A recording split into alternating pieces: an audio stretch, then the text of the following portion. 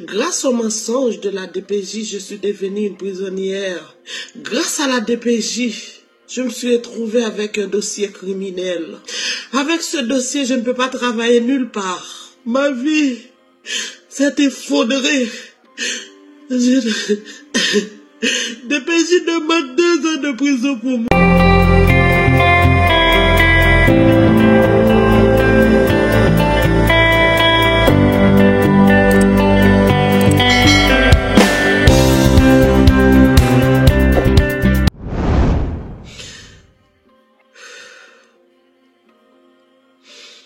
Je dis merci au Canada. Merci DPJ, merci DPJ. Grâce à la DPJ, je suis devenue une prisonnière. Grâce au mensonge de la DPJ, je suis devenue une prisonnière. Je dis merci à la DPJ. DPJ m'a tout arraché. DPJ a violé mes droits. DPJ, grâce à la DPJ, je me suis retrouvée avec un dossier criminel. Avec ce dossier, je ne peux pas travailler nulle part. Avec DPJ, ma vie s'est effondrée.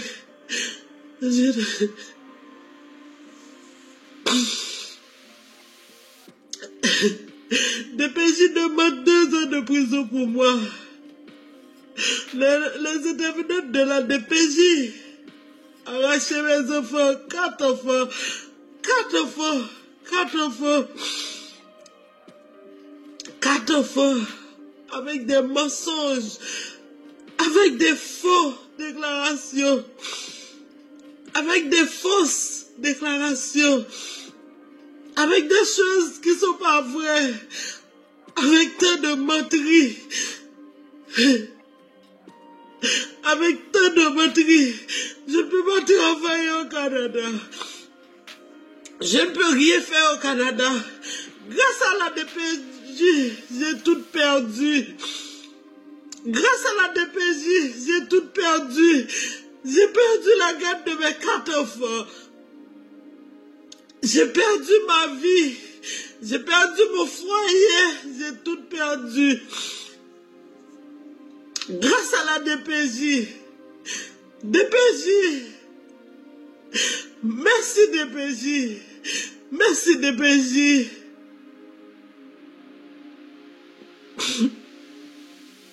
Les intervenants de la DPJ m'ont accusé pour une chose que je n'ai pas fait. Les intervenants de la DPJ m'ont fait arrêter une fois. J'ai passé 3 semaines de prison avec les intervenants de la DPJ. Pour rien. On a arraché une fille de mes bras à l'hôpital parce que les intervenants disent que l'enfant est à risque. Mes filles sont à risque grâce à mon garçon. On a arraché mes 4 enfants. On a arraché mes 4 enfants. Et en plus, on m'a donné un dossier criminel pour une chose que je n'ai pas commis. Mais en ce moment, les intervenants de la DPJ demandent au juge de me donner 2 ans de prison. Pour des choses que je n'ai pas fait. Pour des choses que je n'ai pas commis. Les intervenants de la DPJ disent que j'ai prêté une arme à feu sur mes enfants. Les intervenants de la DPJ disent que j'ai prêté une arme à feu sur mes enfants. Les intervenants de la DPJ disent que je suis harcelé. J'ai harcelé les intervenants de la DPJ. Pendant ce temps, j'étais en appel vidéo avec les intervenantes. Les intervenants de la DPJ m'ont tout arraché. Ma vie. Mes enfants. Les intervenants de la DPJ, c'est Jérôme. Je dis merci aux intervenants de la DPJ, c'est Jérôme. Trop de racisme, trop de l'injustice. Trop de racisme, trop de l'injustice. En ce moment, je suis perdu. Je suis retrouvé seul.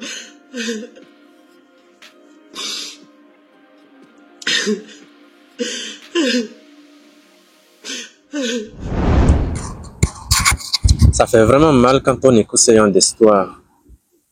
Quand on écoute vraiment ce genre d'expérience que vivent beaucoup de migrants au Canada. Ça fait mal, mais voilà encore une autre réalité que les migrants vivent au Canada. La question de l'éducation des enfants, la question de la sécurité des enfants, ce sont des sujets sur lesquels les lois canadiennes ne pardonnent pas. C'est déplorable, mais ça arrive vraiment comme ça à beaucoup de familles, à beaucoup de parents. Ces cris et ces pleurs et tout ce qu'elle explique dans cette vidéo, on se rend compte que, encore une fois, la vie au Canada n'est pas la vie au pays. Lorsqu'on arrive au Canada, il faut vraiment faire très attention. DPJ signifie Direction de la protection de la jeunesse. C'est un organisme public chargé de protéger les enfants de 0 à 18 ans, dont la sécurité ou le développement est compromis. Alors, quels sont le rôle ou les rôles de la DPJ?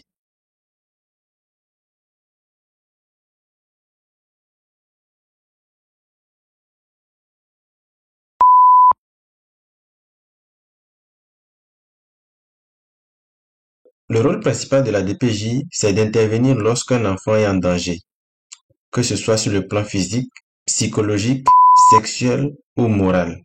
Elle agit en vertu de la loi sur la protection de la jeunesse. Elle peut intervenir notamment dans les cas suivants: lorsqu'il y a négligence, abus physique ou sexuel, mauvais traitement psychologique, abandon, enfant ayant des troubles de comportement graves, ou bien un enfant non scolarisé ou privé de soins de santé essentiels. Comment est-ce que la DPJ procède? Il faut qu'on comprenne bien la démarche et qu'on essaie de voir ensemble et de comprendre. C'est vrai qu'on ne peut pas savoir les dessous vraiment du problème, ce qui s'est passé dans le fond, mais il faut savoir que la DPJ a une démarche, c'est-à-dire ils ont des étapes pour procéder. D'abord, il y a le signalement.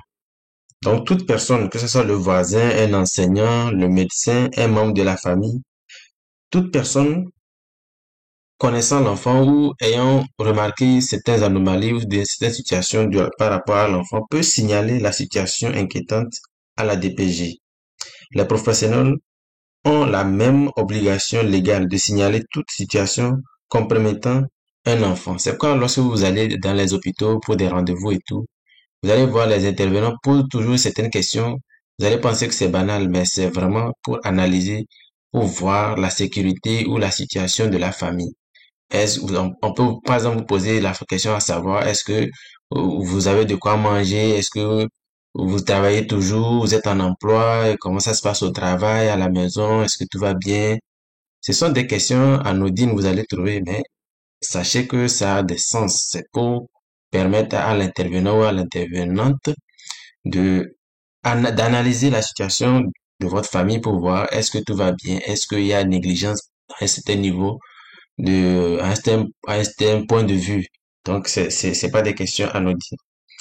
Après le signalement, il y a l'analyse du signalement. Donc la DPJ va évaluer la situation. Si cette situation signalée est recevable, alors si ce n'est pas vraiment le premier cas, si ce n'est pas la première fois, le dossier va et s'il n'y a aucun problème, ça veut dire que le dossier va être fermé. Sinon, une enquête va être ouverte.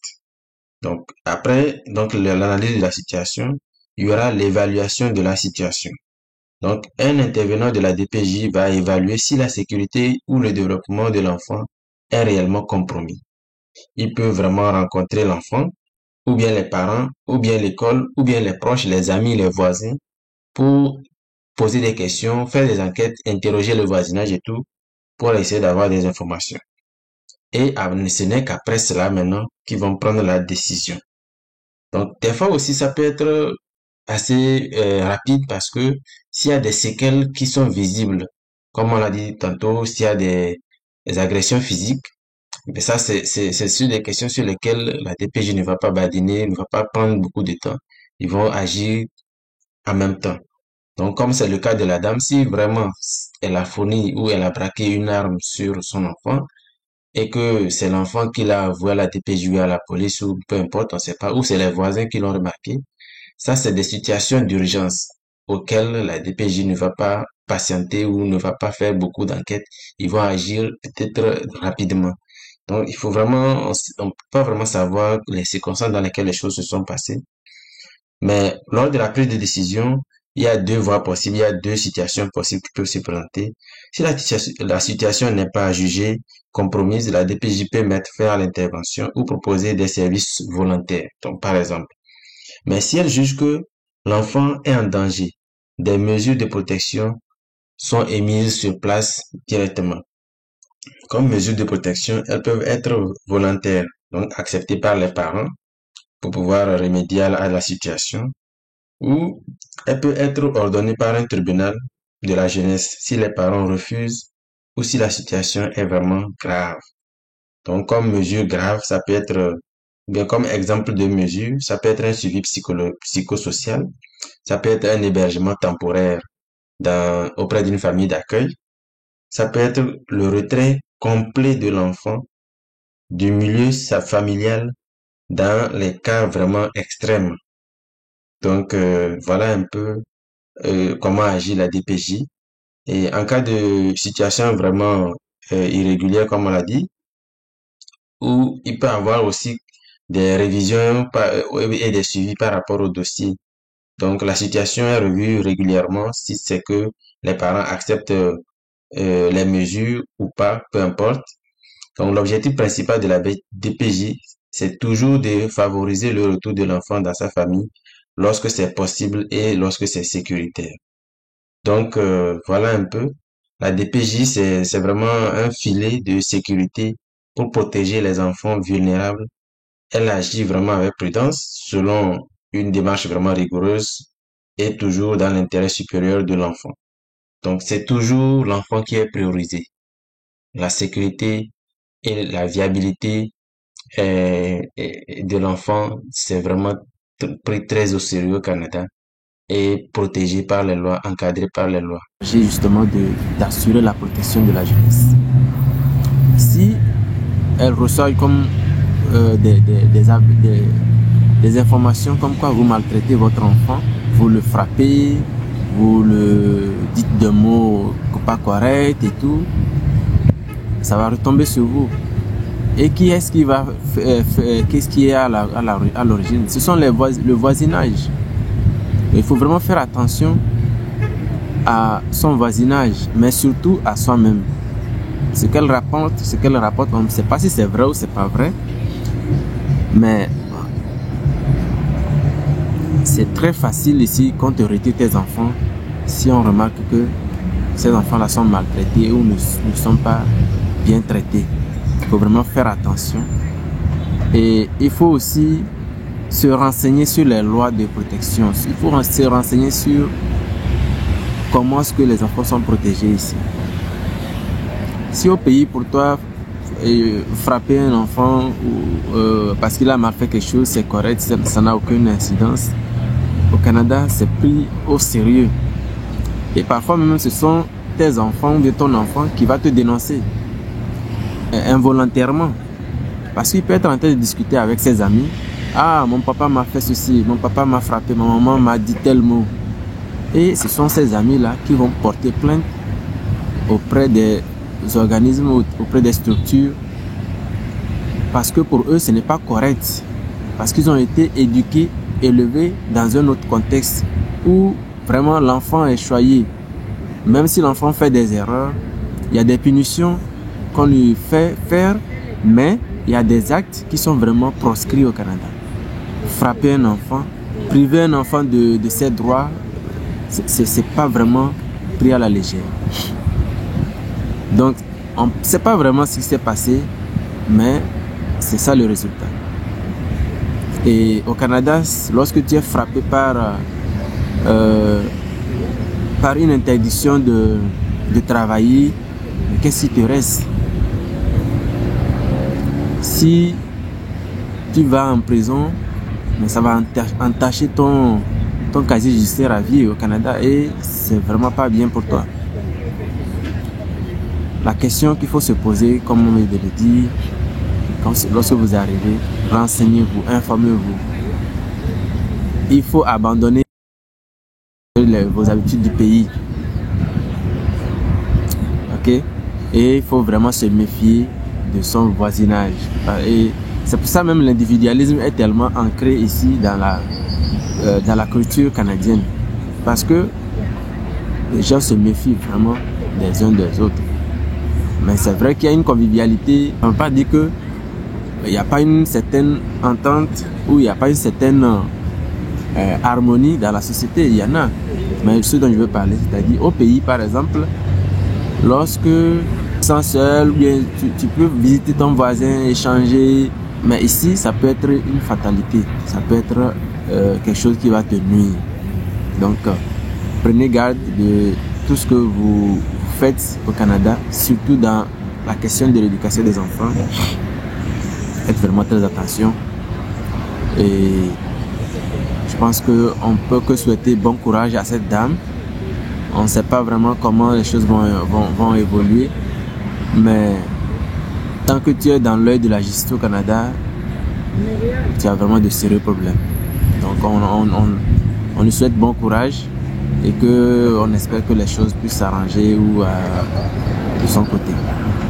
Donc c'était une petite vidéo pour partager ce désarroi-là de cette dame et pour lancer en même temps aussi un appel à tous les migrants qui viennent d'arriver ou ceux qui pensent arriver d'ici peu ou qui projettent faire un projet d'immigration au Canada. Voilà une des réalités aussi qu'on vit et parfois on n'ose pas partager aux gens qui vivent au pays. On leur donne un problème ou bien tout est beau, etc. C'est vrai, mais il y a aussi d'autres facettes. Et tant que vous arrivez, tant que vous pensez arriver, commencez à vous renseigner, à vous informer, à vous éduquer de la vie au Canada et de ses lois et de ses réglementations et surtout des choses à ne pas faire au Canada. C'était Christophe Samaro.